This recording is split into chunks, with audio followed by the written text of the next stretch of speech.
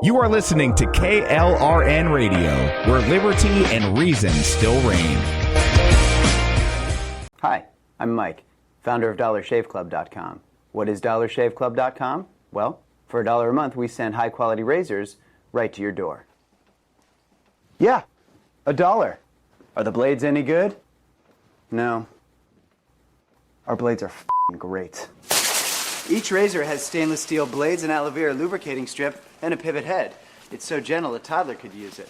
And do you like spending $20 a month on brand name razors? 19 go to Roger Federer. I'm good at tennis.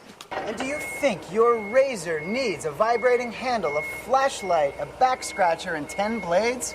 Your handsome-ass grandfather had 1 blade and polio. Looking good, Pop-Up! Stop paying for shave tech you don't need. And stop forgetting to buy your blades every month. Alejandro and I are going to ship them right to you.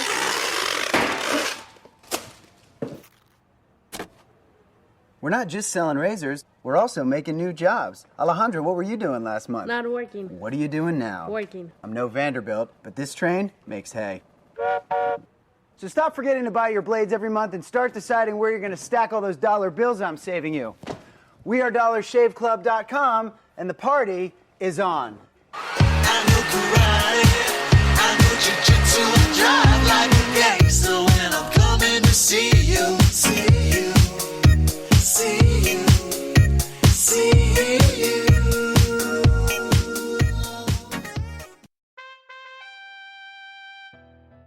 In the Crease is back. The show about anything that crosses my path returns Sunday, October 15th at 8 p.m. Eastern. Where are we going this time, Dad? Great question, EP. Season 3 is back with the 4th annual Nobel Prize show. Physics, chemistry, medicine, literature, economic sciences, and of course, we will find out if the midget from Ukraine somehow manages to win the Nobel Peace Prize. All of this and more on episode 43 of In the Crease, October 15th, here on KLRNradio.com. Today, this breakfast isn't just breakfast. It might be the first McDonald's breakfast you're having at McDonald's again. This lunch might be a weekly tradition you hadn't had in weeks. And this dinner might be the first one you bought for not just you in a while. Whatever this order is for you, McDonald's will be here to take it. Get more of the chicken you love with a delicious McChicken sandwich for $1. And for an extra buck, add a refreshing Dr. Pepper. Dining rooms are starting to reopen in certain communities at participating McDonald's. Cannot be combined with any other offer or combo meal. KLRN Radio has advertising rates available. We have rates to fit almost any budget. Contact us at advertising@klrnradio.com.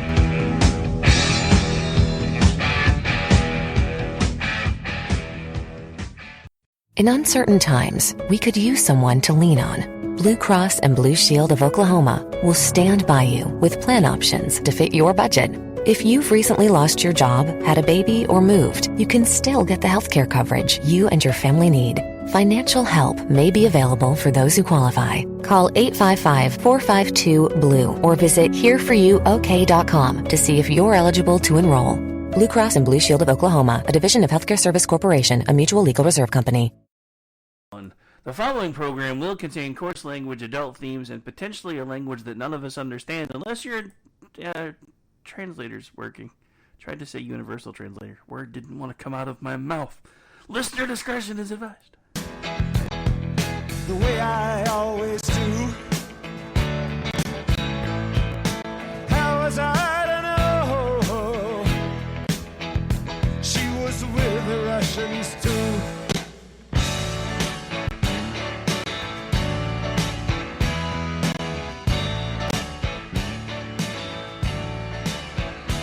I was gambling in Havana. I took a little risk. Send lawyers, guns, and money. Dad, get me out of this. Ah! Uh-oh. Guess what day it is? Guess what day it is? Huh? Anybody? It is Wednesday, my dudes. otherwise known as Chat Lives Matter Night, right here live on KLRN Radio. I am one half of the normal crew, Mr. Rick Robinson. The other half of the, well, are we actually the normal crew? I'll let you guys decide. The other half of the normal crew is off this evening. He's behind schedule and still working. So we had our resident alien beam in from his home planet. Good evening, sir. How are you? Himan Emeset. Himan Emeset. Hello, Earth people. I'm pretty sure you just called me a bad name in your home language. Anyway. No, this one was honest. This was hello, Earth people. I'll save the other language for later in the show. All right. So anyway, yeah, this is Rick and Ordy. We typically do this thing every Wednesday night at close of business for KLRN Radio on Wednesdays. Amish is off doing Amish things because not exactly sure how you have a flat on a wagon, but I guess we'll talk about that next week. Kind of confused. Are we sure we're talking about wheels with the flat? Maybe he was flat. Maybe he fell flat. Maybe he was feeling a little flat behind Circle K. I don't know. Maybe he needs to buy those little blue pills in a tent from Iraq or something. My son was pinching a tent in Iraq.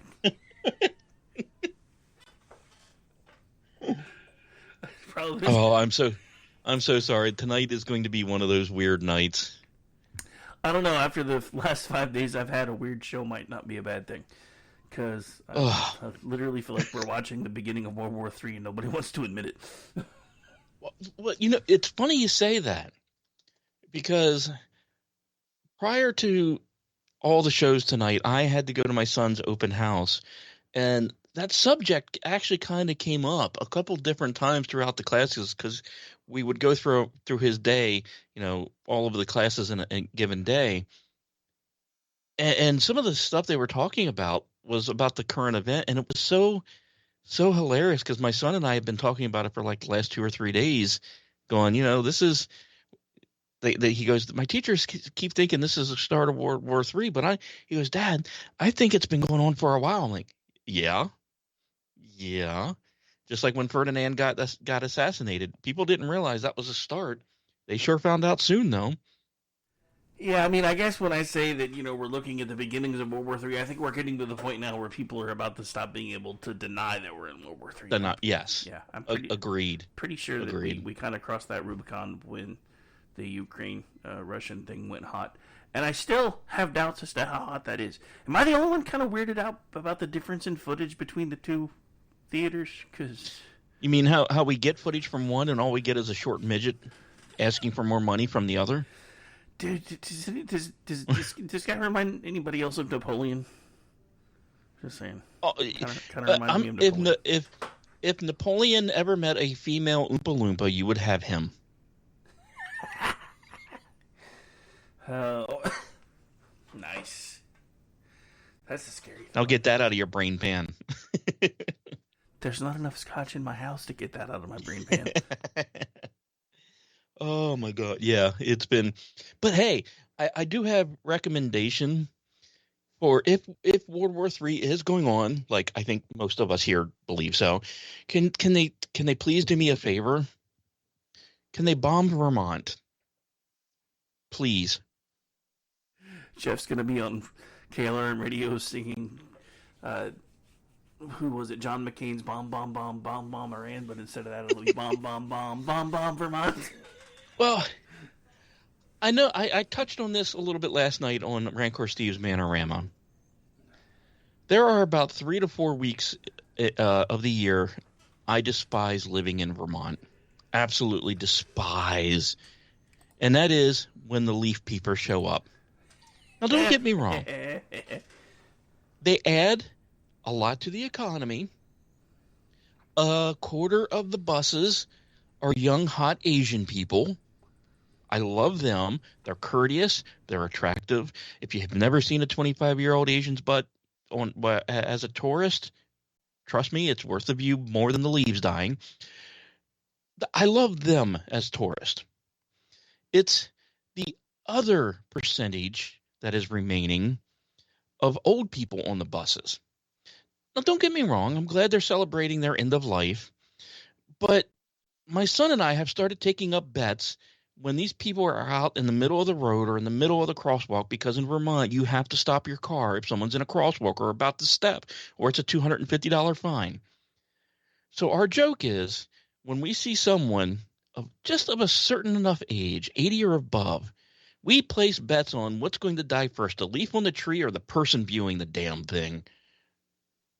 Nice. I was actually kind of wondering what you meant by leaf peepers. I kind of forget that there's still parts of the country where the leaves kind of turn colors. Our weather is so weird here that they just usually commit suicide and just all fall at once. Well, that's what's hilarious. You see a bunch of people who are about to die watching things that are about to die. Solidarity, man. Why are you being so judgy? They're blocking traffic. I will say, one of the few things that Europe got right is in Europe, cars have the right of way. I'm just saying. Yeah. It's one of the few things they got right. It's so crazy. They've closed down. They just closed down a third road in my locality because tourists will literally park in the middle of the road, turn the car off, and walk 30 minutes away to get pictures. So medical services cannot get through. And there are times in Vermont where the back road is the quickest way when you're an emergency vehicle. See, I just don't understand it. We know you're in the alien relocation program. They couldn't stick you anywhere better than Vermont. Come on now. I got kicked out of Finland. I hit on a prime minister one too many times. We already know Finland's not real, so there's that. Well, I mean, not in this dimension. Oh. Speaking of things that aren't real, I love throwing in everybody's face that Palestine actually isn't a thing. I know, right? They don't like that. Right? Yeah. Palestine is like from South Park, Imagination Land. It's like Mr. Rogers' Neighborhood, the land of make believe on crack and steroids. It's just bad. Right? Right? With barely more likable characters. Barely. God, that one. What was that old hag looking Lady doll? Elaine? God, she scared the frick out of me. Dude, I'm telling you, this is funny because I was going through some stuff that my aunt found, and she found some pictures of me sitting with an Easter bunny circa probably 1978, 1979, because I look like I was probably 5 or 6. The damn thing looked like it was evil. It was like Straight horror grade, pure evil. Everything when we were kids was fucking evil. I mean, Lady Elaine looks like... Even Santa. Lady Elaine looks like she could be a character in a horror movie now. Mm-hmm. I was like, Jesus. And I'd watch it because it would probably be better than everything else we're getting. Well, I mean, hell, they even wokeified The Exorcist. That's bombing terribly, I hear. Yeah, I heard that too. That's not going to be pleasant. Apparently, it's going to cost them enough that the whole studio may lose money on the entire franchise now because that's nice. I'm like, dude, nice. With as much money as the original made, if you're going to lose money on the entire franchise, this should tell you go woke, go broke. Exactly. Figure this shit out by now. I mean, look what Disney's done to Star Wars.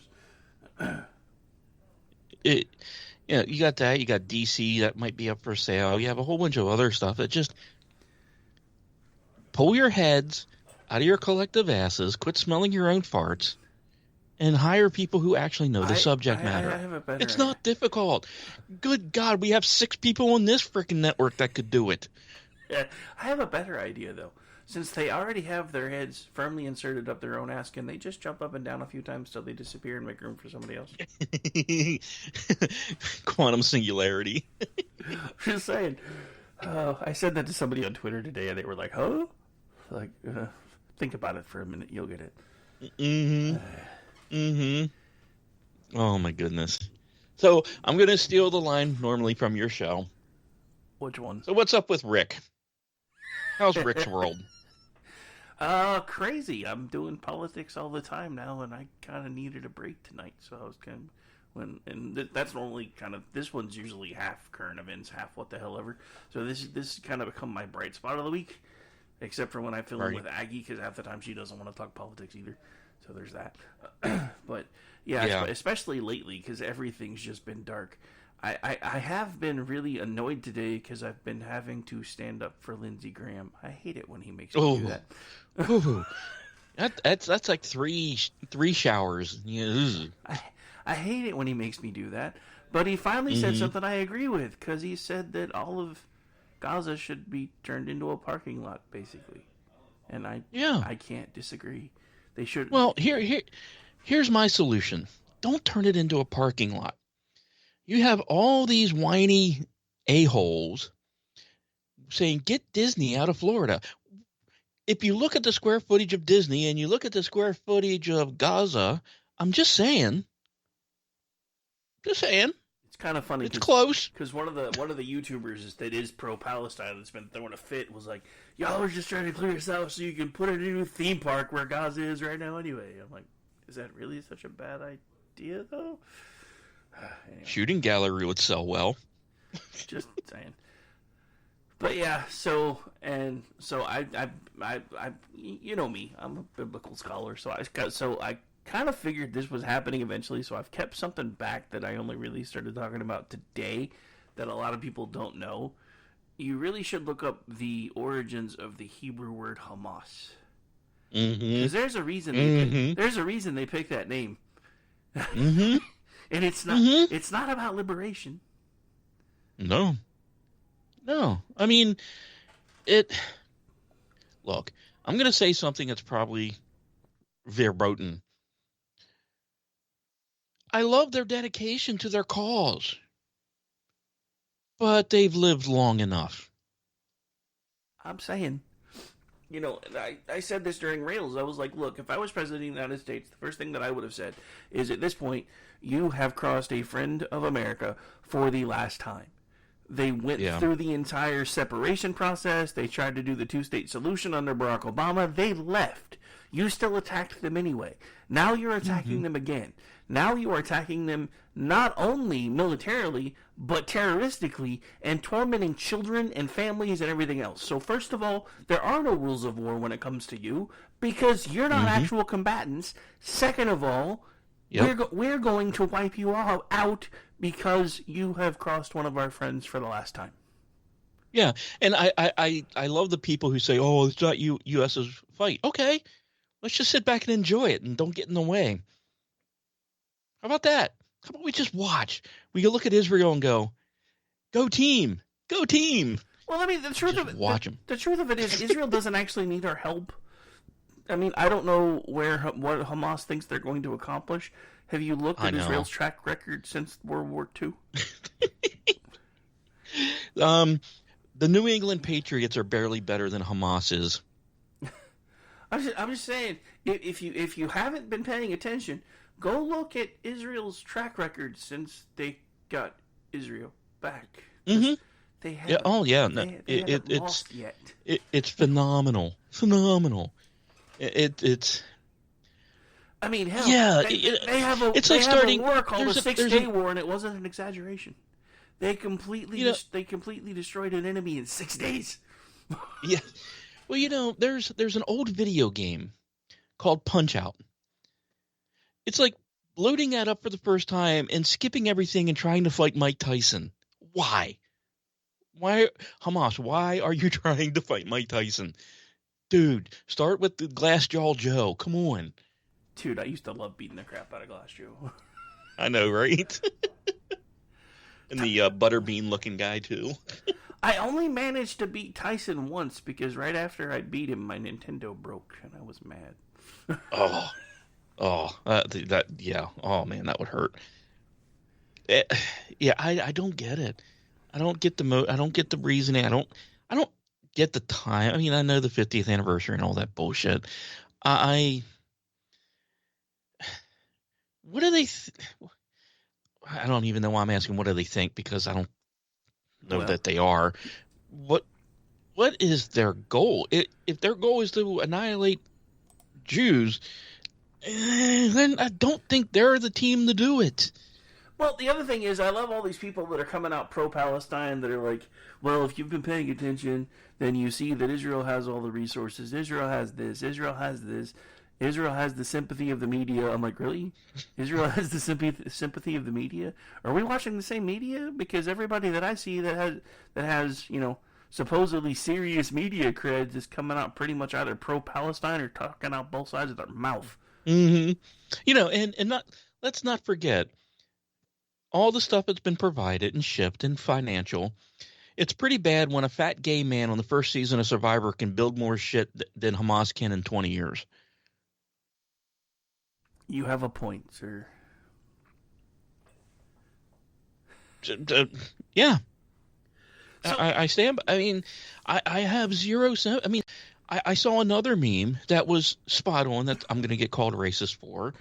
It was a picture of a town in Africa and say, look, this is Africa before 1.7 billion dollar cent, and this is Africa after the money, and it was the same damn picture. You know, I don't know where in Africa, so I apologize for the broad brush, but the point is still solid. These places get money allegedly left and right, and they're the exact same hellhole that they were beforehand.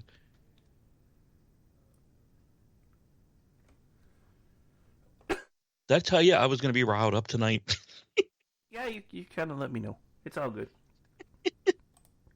So there has been another story that's been circulating that hasn't really gotten much traction because of the whole Israel thing. So everybody knows that Hunter Biden's facing charges. One of the gun counts that he was facing is actually being thrown out, though.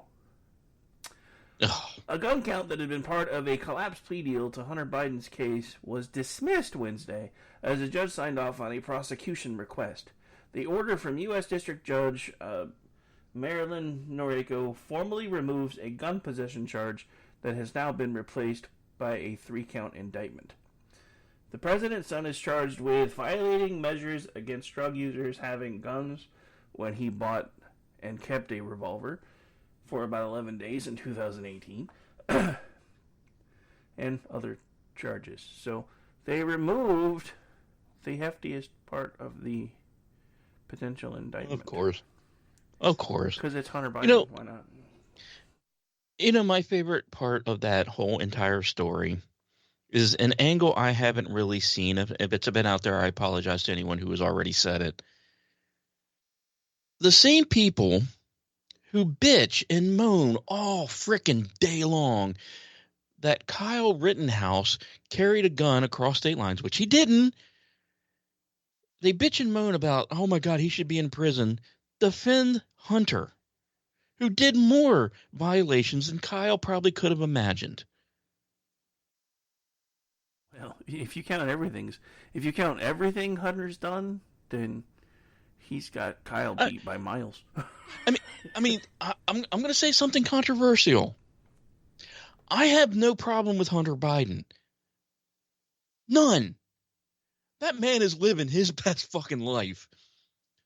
Doing drugs, guns, using money that he shouldn't be using, and getting away with it. There's part of me that respects that. It's everything else around that pisses me off. Literally, I'm a libertarian. I mean, if he's managing to do all kinds of shit and actually get away with it, I don't really have a problem with it. What I have a problem with is the fact that we're now seeing all of these different things that are tied to the Biden name, and that he was selling influence to his father. His father's lied about it from day one. Everybody seems surprised that the man can lie when he actually got tossed out of the first time he tried to run for president for both lying and plagiarism. But hey, Yes. he's the Democratic Party's bastion of virtue. Then I find, and I think it was Peter Jennings. You know what? I'm going to play something real quick because I don't think I've actually played it yet. At least not on any of the shows, because that way at least everybody can say, "Hey." Before you play it, sure. Let me throw out this conspiracy theory. You know how, say, you and Ordy love saying that we're on a different timeline? Yep. Well, our current Joe Biden, the one that he wasn't the one that got thrown out or got kicked out of the election prior because of lying and cheating. This actual Joe Biden was the one where his son actually did die in Iraq, not the, real death. So there's been a timeline shift to account for some of this bullshit. Yes. Anything's possible. And actually, that's more feasible than some of the shit that we hear. Looking at the face and the age, because it's from 2008, I think it might have actually been Tom Brokaw. For some reason, I always get him and Peter Jennings confused. But anyway, oh God, yeah. This is a video from 2008 when he was put on the ticket as vice president. This is back when ABC actually used to try to do actual news. Just saying. Now watch it not play. That would be funny. It was playing till I turned up the volume. Now it's buffering. Oh, jeez. Nerds. Hate when that happens. Well, this clip's actually gotten in all kinds of trouble though too, so I'm sure that may. It's like when you're listening to Amazon Music, Sgt. Pepper's Lonely Hearts Club Band, and you're trying to rub one out and it buffers, ruins the mood. Oh, you just had to go there, nerd. Delaware that is in the credit card business, MBNA. He got about $100,000 a year, as I recall. You received $214,000 in campaign contributions from the company and from its employees. At the same time, you were fighting for a bankruptcy bill that MBNA really wanted to get passed through the Senate, making it much tougher for everyone to file bankruptcy. Senator Obama was opposed to the bill. Among other things, you couldn't, in fact, claim that you had a problem because of big medical bills. You voted against an amendment that would call for a warning on predatory lending. You also called for you opposed efforts to strengthen the protection of people in bankruptcy. This has been an issue that you've heard about before. Your son was working for the company at the same time. In retrospect, wasn't it inappropriate for someone like you, in the middle of all this, to have your son collecting money from this big credit card company while you were on the floor protecting its interest? Absolutely not. My son... Absolutely yes, motherfucker. I mean, come on. Right? Dude, so seriously, you couldn't hear part of it because I couldn't get the first 6 seconds to play with the sound up. So the first part of it outlines the fact that this company actually became his biggest donor after his son went to work for them.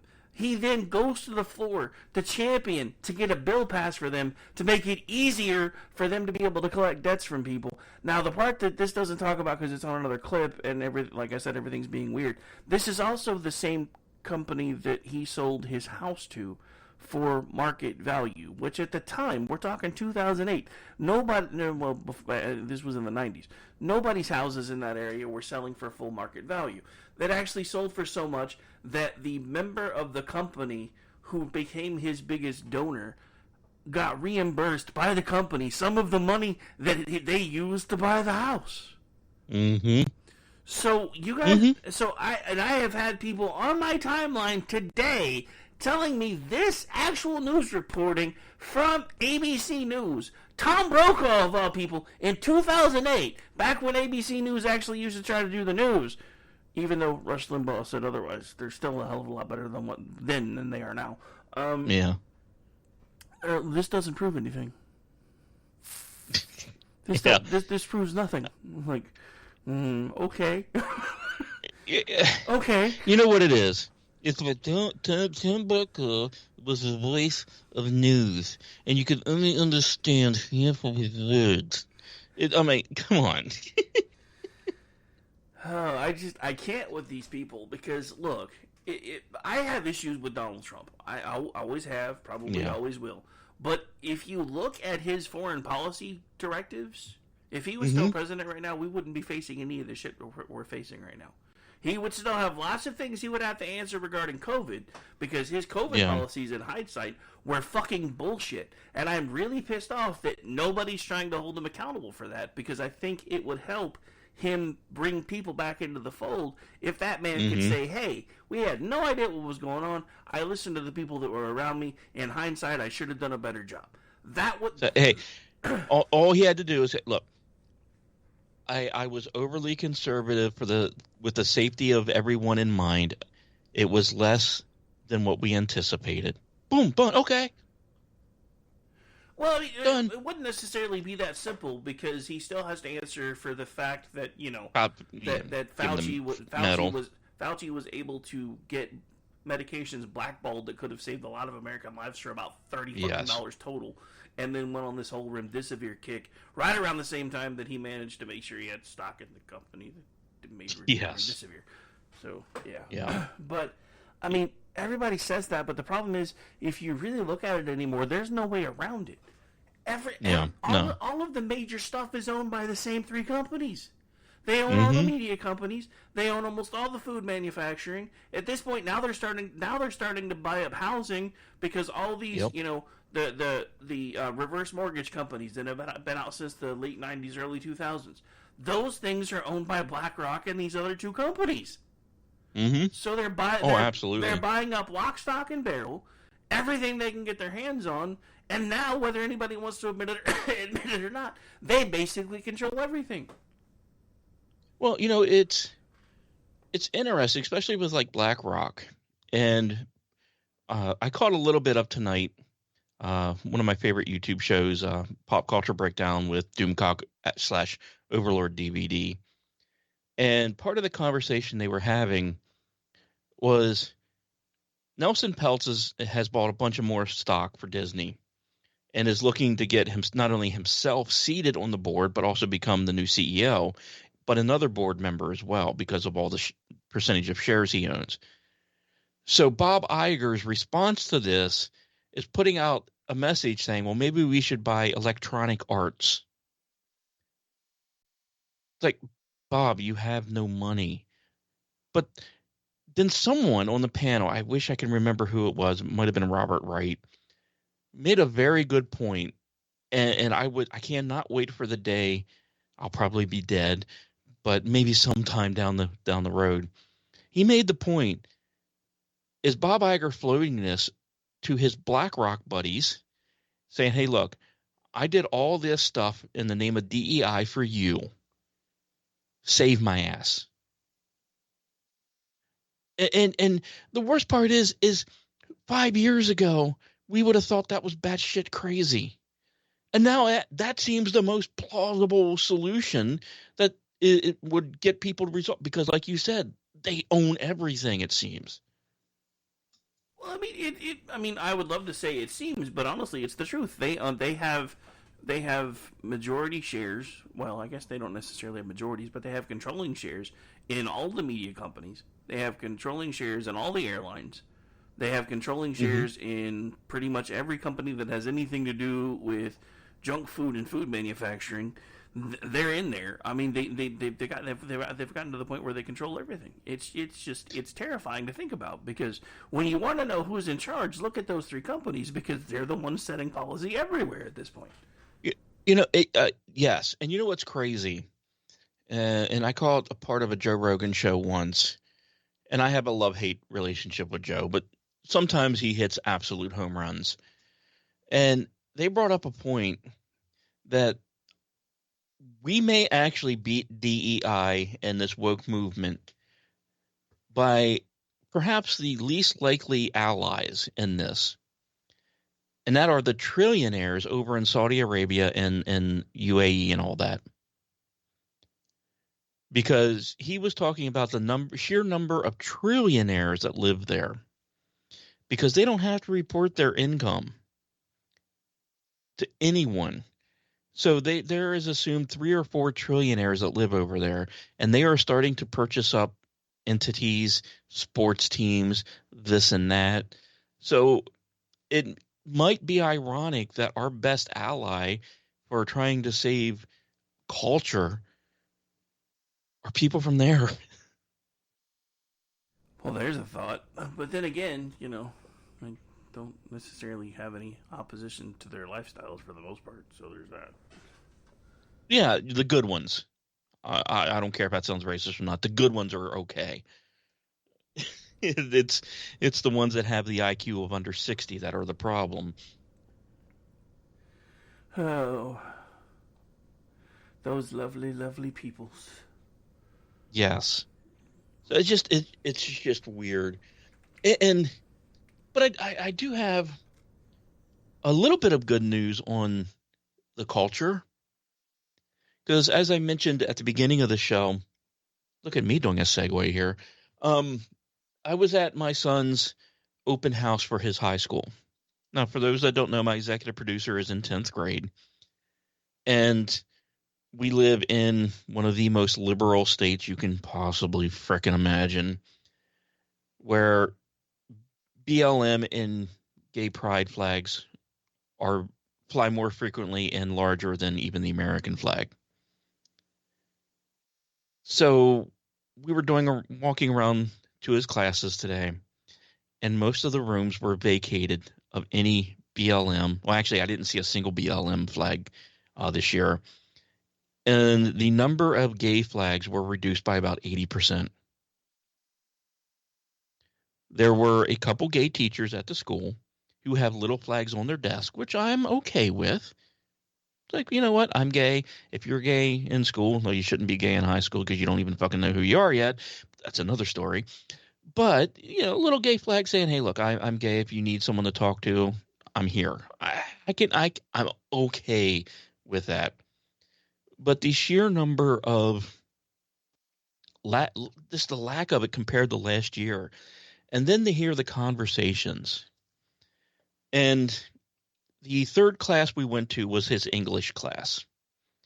Now, I have to admit, when I first saw the teacher, I thought he was gayer than a $3 bill. Nothing wrong with that. Just the way he walked and when he talked and just quacks, you know. He's not. Actually, after talking to him, I don't think he actually is. But in his English class, he is teaching the kids how to understand the different generations through reading. And I thought that was kind of a brilliant way to look at generations. Nothing's off limit. Nothing's off subject. You know, they talk about the boomers and what books were written then, what books were written for Gen X, Millennium, and all that, and how the different media impacts that, and especially through literature. And I thought, you know, that's actually kind of a cool way to teach English. And there were a couple other classes along the way that I was waiting for the woke attitudes, and that was trimmed down 50%, if not more. I was surprised. It was an eye-opener that, you know, maybe the pendulum is swinging back a little bit. But I think the most hilarious part of the whole evening, only I, as a parent, could walk in to an open house and get a homework assignment. You got a homework assignment? How did that Yes. Yes. And if Ordy's listening, chat, I'm stealing your shit. I don't care. The first book that my son has to read is called Feed by M.T. Anderson. It talks about neural implants. It was written in 2002, and it talks about how teenagers can't function properly because of the technology in their brain. So this was before Neuralink was even an idea. So I mentioned to the teacher, I said, oh, so it's like pre-Neuralink. And he's like, oh, you know Neuralink? I said, yeah, I did a show on it. He goes, oh, you did a show on it? Like, yeah. So we were talking. He goes, and then I said, well, is it anything like Neuromancer? He goes, oh, I haven't read that. So like 30 minutes later, I'm in a different class with my son, and that teacher walks into that classroom and hands me a copy of the damn book. Nice. Well, yeah. To be fair, it'll probably help with your citizenship test, so there's that. So I had picked out a book to read for the premiere of Aggie and Mai's book club show, and now I'm changing it.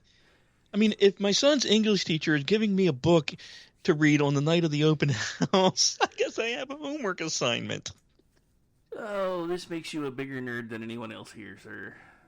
Only you could go to an open house and get homework as a parent. Right? It was my son's just looking at me the whole time going, really, Dad? What? Really? You know, and the worst part is I recently changed jobs. And part of my new job, I now have to take care of about 40 pieces of equipment at my son's high school. Oh, see, now you're just showing off. So it's like, oh my God, really? Not only do I have to fix your shit, now I have to do homework.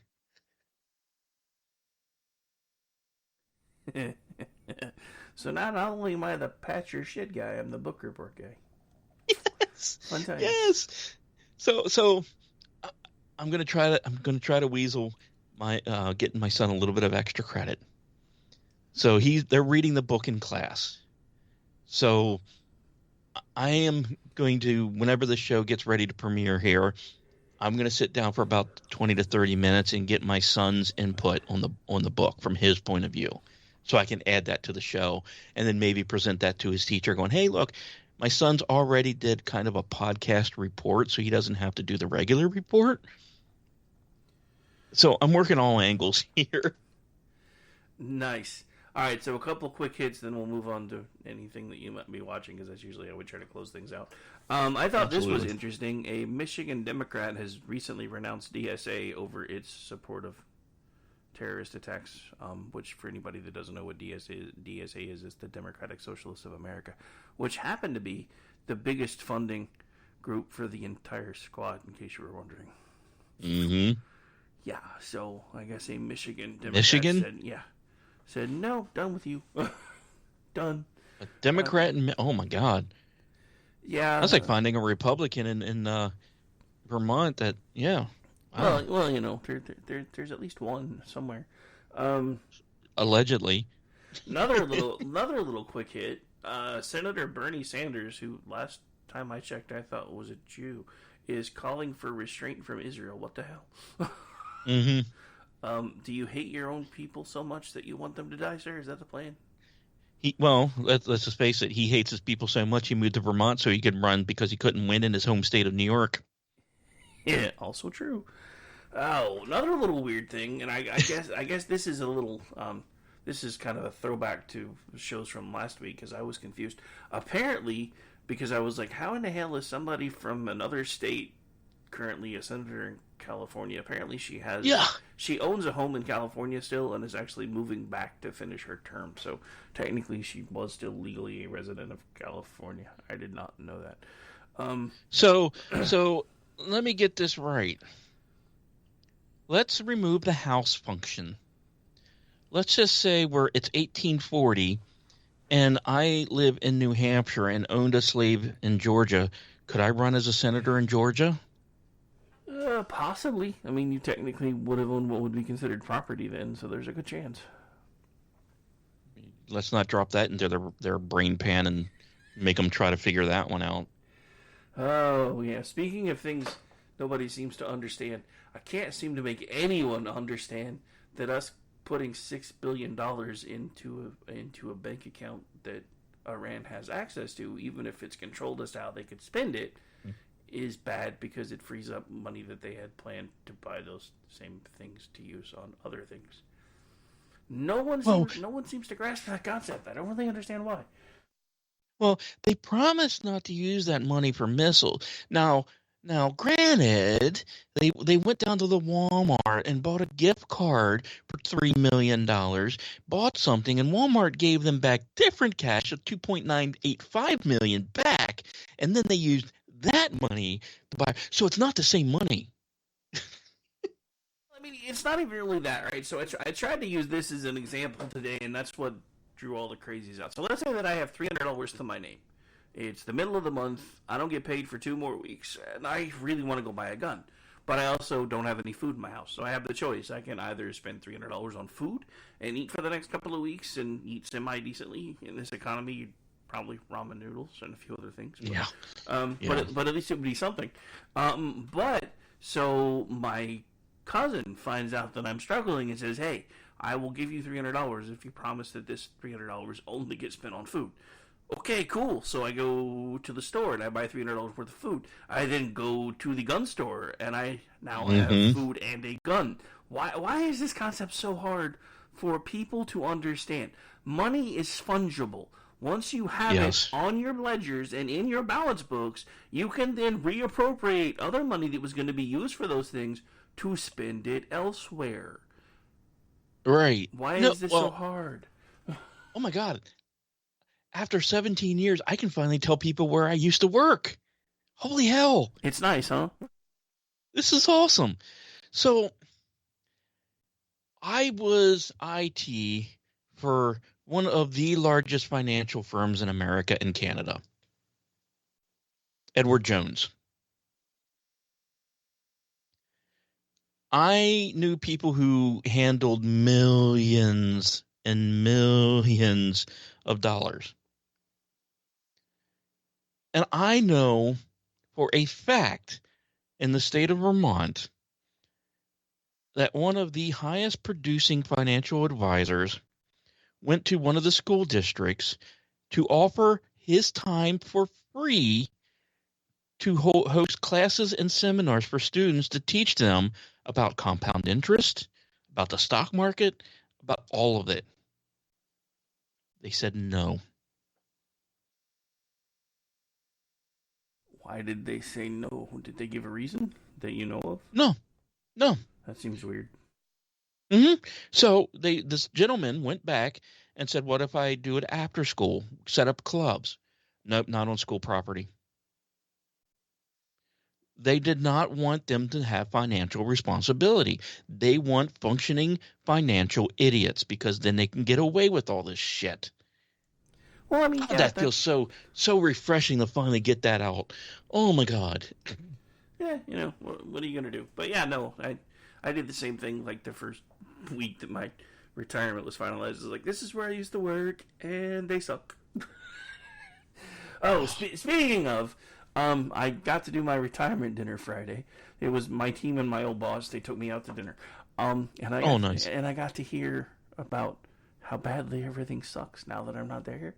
And I'm just sitting there listening to them complain and groan and moan, and I'm just sitting there grinning like the Cheshire Cat. And they kept looking at me saying, "Fuck." They kept looking at me saying, "Fuck you, fuck you, fuck you, fuck you." They still haven't found my replacement, and it was so hilarious because I was at a location today working in a school, and oddly, right around the corner from the school was an office that I used to take care of. And the vehicle outside of the office was my old company. And I just so wanted to walk in and go, "Hey, is anyone in here fucking up my old equipment?" That would have been hilarious. You should have done it. But the fact, yeah, it was hilarious because I was like, "Oh my God." And I knew where the gentleman, he came from Maine.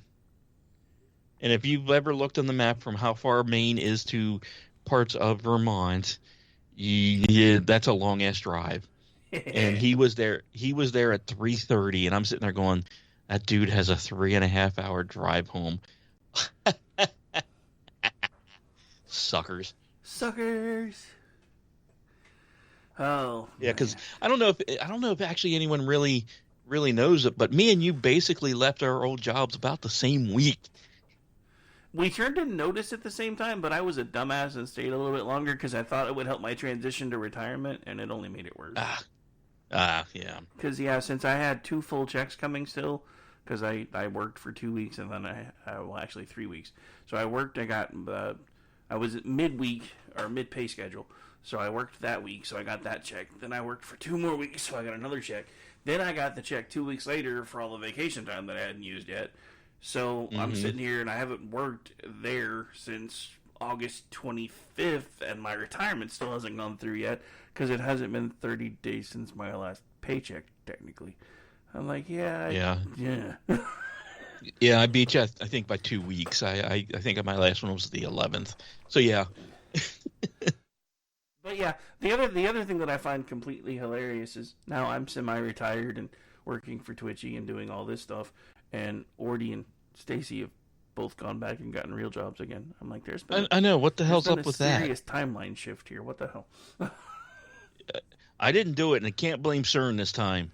Yeah, CERN would not have made. No, we can still blame CERN. Although I do have one interesting little passing anecdote, because this is something that I've been talking about trying to figure out a way to do since the day that I started doing this shit, which was all the way back in 2009. And I always joked with everybody that by the time I finally figured out how to do it full time, it would probably be the end of the world. Oh, so it's your fault. See, you can't blame CERN. Blame Rick. I'm saying, I think it may have been. Unfortunately, I think it may have been prophetic. Yeah, it might have been. Yeah, you might have screwed the pooch on this one, buddy. All right. So anyway, last few minutes we got left. What have you been watching lately? Anything cool? honestly, and I know based on my last appearance with He Said, She Said, this is going to sound absolutely horrible. I've been watching a lot of Asian women camping. They do ASMR videos, and it shows them in the rain, setting up camp, setting up their gear, making steak, drinking beer, and usually having a dog or something along with them. It is just the most relaxing thing. You really don't hear them talk. They're not dressed in a sexual manner at all. But you're sitting there looking at the tent going, shit, that's a nice tent. Then they pull out a generator. Fuck, that's a nice generator. Then they pull out a grill, then the dry-aged steak, and then she opens a beer, starts drinking the beer as she's making rice and steak, puts an egg on. You're like, fuck, and she's driving this white-ass Jeep that's really nice, and she fits everything. And I'm sitting there going, how do I get this? And I mean all of this. Oh, next on Manorama. It is the weirdest thing because I don't simp, and you know, except for Asian campers.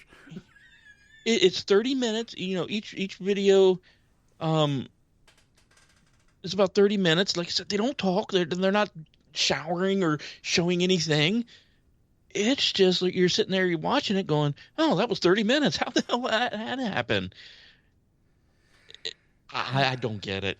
I don't get it. I need help. Well, apparently you have a thing for Asian women camping in the rain. So. Apparently. Yeah. I add that to the fetish checklist. Holy hell. Speaking of fetish checklist, I couldn't sleep last night, and I turned on a movie that could not be made today. I rewatched Weird Science for the first time in forever. Oh, God, yes. I completely forgot that 20-something was French kissing 15-year-olds, and I'm like, yeah, that movie couldn't happen today. And look, and look at chat. See, I got backup on this. I don't want to. Chat is scary. I got backup on this one. Hey!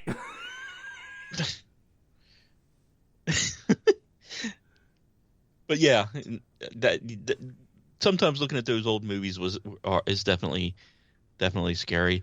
The other thing I've been watching way too much YouTube and Rumble. I've been watching young people react to movies, and TV series. Like I was just watching this one younger lady watching Firefly for the first time, and nice. seeing what they pick up and what they don't pick up is both depressing and hilarious. So yeah, just stuff like that. Just kind of fun stuff. Nothing that requires my brain to function because I've been using that too much lately, and just enough to, you're sitting there after the show's on KLRN end, you spend an hour, you drink your last beer, and you watch a video like that, and you're like, okay, it's bedtime. Yeah, lately for the most part, I've been watching older stuff. I don't know, until today. So the new season of Quantum Leap, the new version started last week, and I didn't realize it. So I took a break from politics for like 45 minutes, not counting the commercials, and watched it today. And now I'm pissed. I'm not going to give any spoilers, but they completely screwed up the show between season 1 and season 2, so I'm mad. I'm like, really? See, I am forbidden to watching anything science-related TV-wise anymore. Because you apparently pick it apart. I apparently have a habit of going on the YouTube channels and ruining movies and TV shows for people. Yeah, I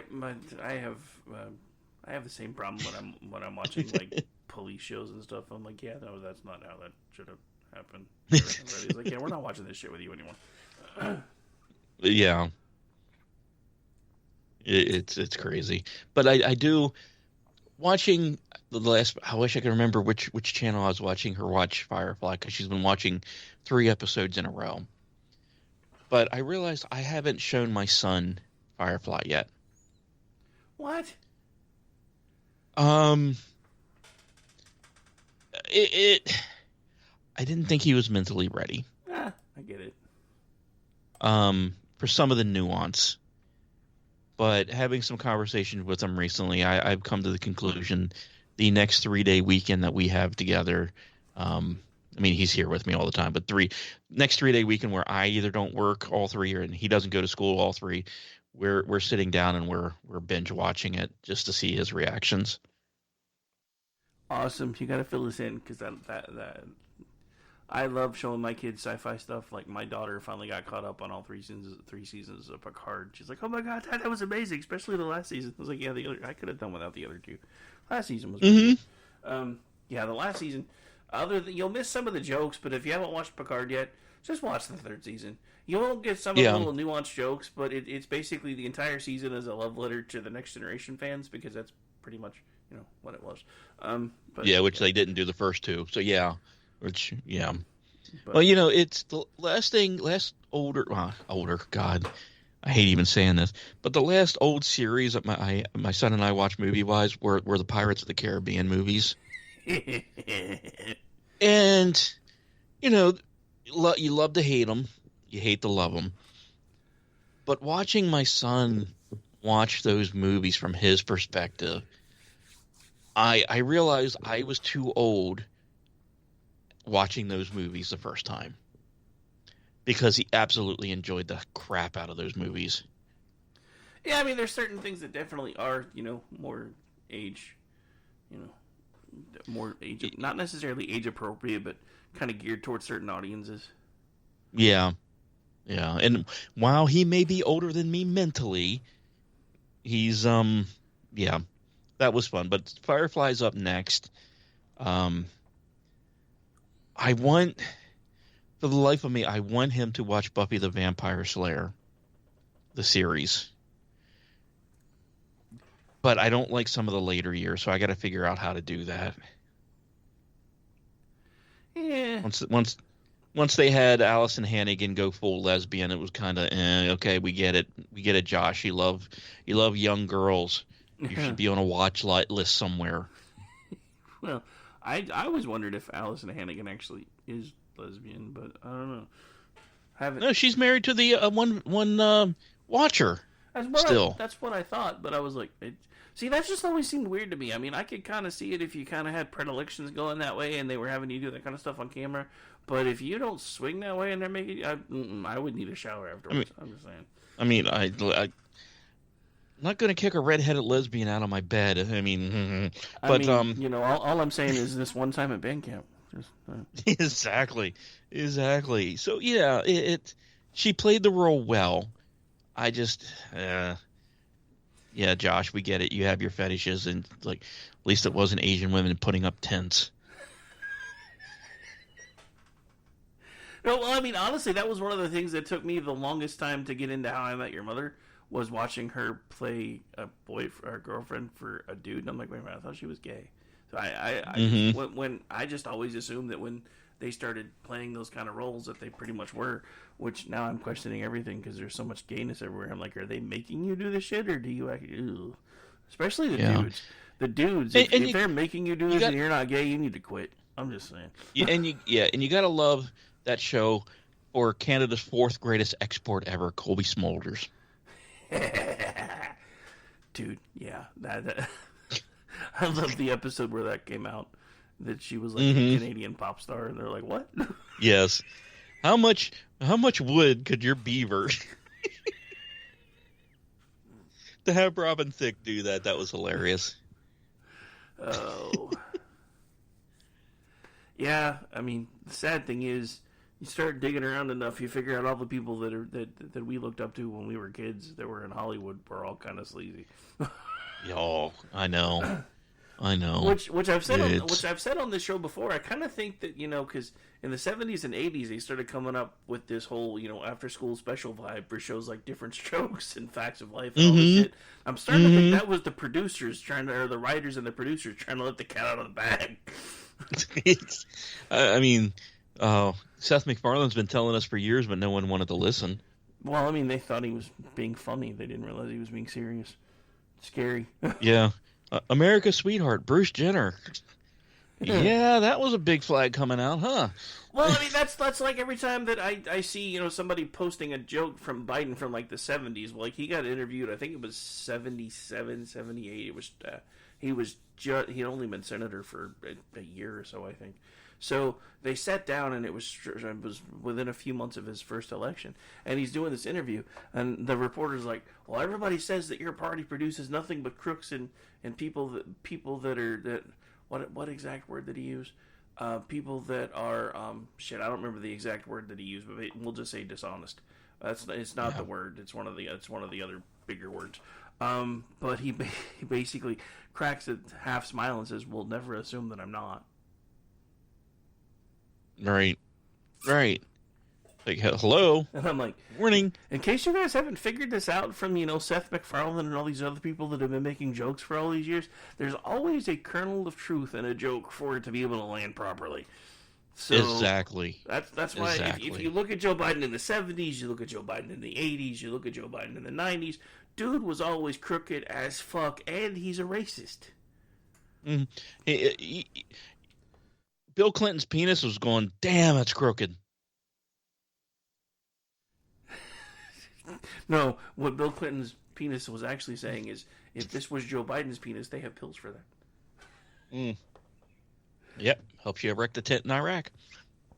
No, it's there's actually a malady for crooked penis. It's called propecia.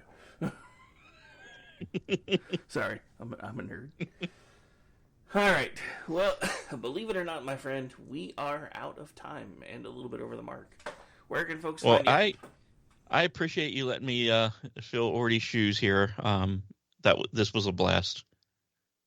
Yeah, we need to start having you on this one every so often. It would be fun. Absolutely. We can do a panel. Absolutely. Yeah, we can fit in every now and then. Rick Ordy and that other guy. Rick Ordy and the alien. Rick Ordy and the guy driving the van. There we go.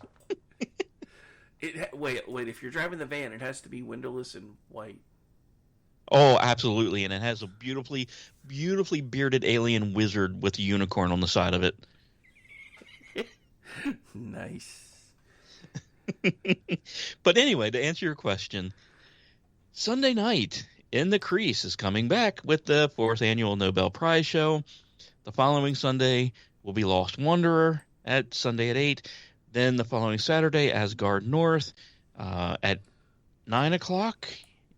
And then also November 6th is the premiere of Spirited Books with me and Aggie. And at the beginning of the year, possibly Cyber Chill coming back. And me every Tuesday on Rancor Steve's Rumble channel for Manorama. And I write for the Loftus Party occasionally, Misfits Politics. See, I can do it too, Rick. I'm just wondering when you start taking over your own convenience store chain. I'm working on it.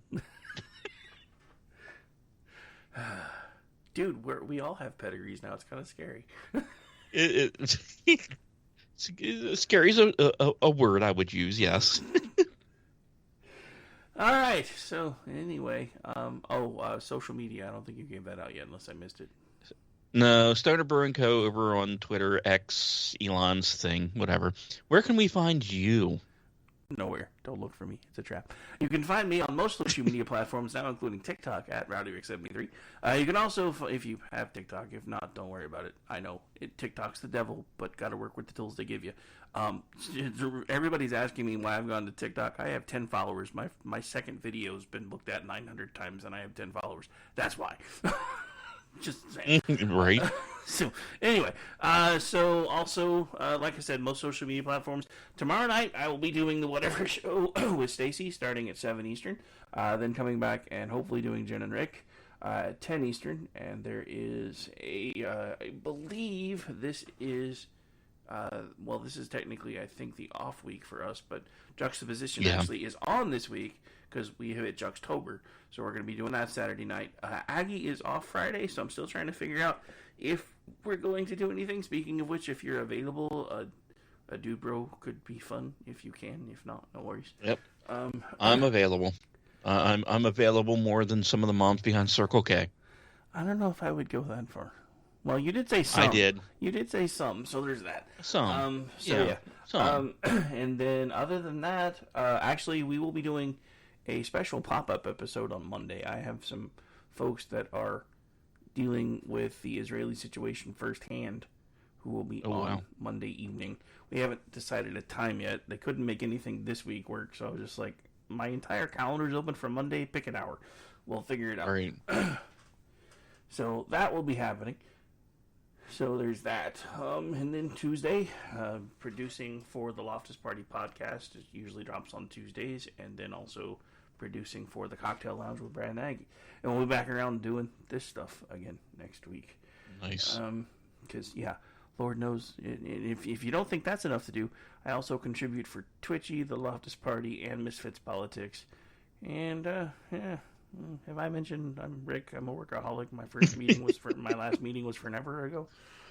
Welcome to the club. Anyway, this was my idea. This is what I do all the time now, because apparently I'm insane. So I won't use Ordy's Hail Hydra. I'll do Hail Tiamat. No. Nope, not doing that one either. Bye, everybody. Gambling in Havana. I took a little risk. Send lawyers, guns, and money.